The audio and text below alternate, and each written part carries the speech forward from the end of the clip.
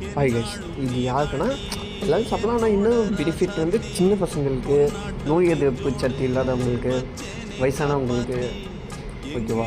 இல்லைன்னா ப்ரெக்னெண்ட்டாக இருக்காங்களே அவங்க, நான் சொல்கிறேன். பட் வந்து சாப்பிட்லாம நீங்கள் கன்சிடர் பண்ணிட்டு சாப்பிடுங்க, ஓகேவா? ஏன்னா சிறுதானியம் தான், ஓகேவா? நல்லது தான். வேணால் நீங்கள் ஒரு வாட்டி கன்சல்ட் பண்ணிட்டு சாப்பிடுங்க. நான் சாப்பிட்டேன்னு அப்போ என்ன சொல்லிடக்கூடாது. இது சாப்பிட்டீங்கன்னா உடம்புக்கு அவ்வளோ நல்லது. ஈவினிங் பசங்களுக்கு வந்து ஸ்நாக்ஸ் கொடுக்கலாம்.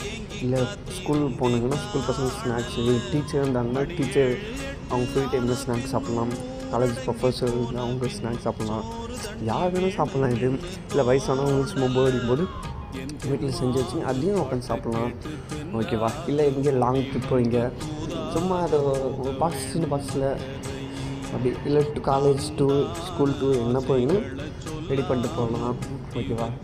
இல்லைன்னா வெளில என்ன வேலைக்கு போயிருக்கீங்க, ரொம்ப பசிக்குது, ஸோ இது ரெடி பண்ணிட்டு போனீங்கன்னா உங்களுக்கு கொஞ்சம் யூஸ்ஃபுல்லாக இருக்கும். சத்தம் கிடைக்கும். அதெல்லாம் பார்த்தா உங்களுக்கு எனர்ஜியும் நல்லா கிடைக்கும். இதெல்லாம் ட்ரை பண்ணிப்பாங்க. எல்லாம் சிறுதானியம் தான். எல்லாம் நம்ம தாத்தா பாட்டிங்க அந்த காலத்தில் எல்லாம் சாப்பிட்டு நல்லா தெம்பாக இருந்திருக்காங்களே. நம்ம இப்போ சாப்பிட்டு நூடுல்ஸு, ஃப்ரைட் ரைஸு, பரோட்டா, கொத்து பரோட்டா, சே அந்த காலத்துலலாம் பாருங்கள், அது வகையான சாப்பாடு.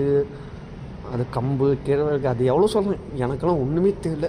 ஆமாம், நம்மலாம் என்ன தான் பண்ண போகிறோன்னு தெரிலங்க. இங்கேருந்து அவ்வளோ நடக்க முடியல. முட்டி வெளியே வருது, கால் வெளியே, கை வெளியே வருது.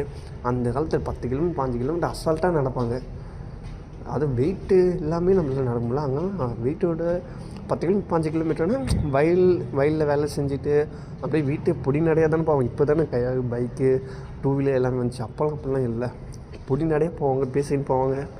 ஆனால் மாதமான இருக்கவங்க ஆனால் அவ்வளோ வேலை செஞ்சாங்க. இப்போ ஒன்றுமே வேலை செய்ய முடியல. சின்ன பசங்களுக்கு வெள்ளை முடி வந்துடுது. எல்லாமே அது பிறந்த குழந்தைகளுக்கு கொஞ்சம் அது சரியில்லைன்னா கொஞ்சம் குறைபாடாக வரன்னு சொல்கிறாங்க.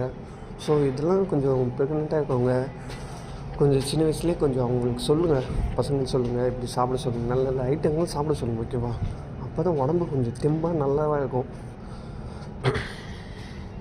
இது நான் என்ன சொல்லியிருந்தா என்ன தப்பு இருந்தால் கொஞ்சம் உங்கள் வீட்டு பையனாக கொஞ்சம் நினச்சி மன்னிச்சிடுங்க, ஓகேவா?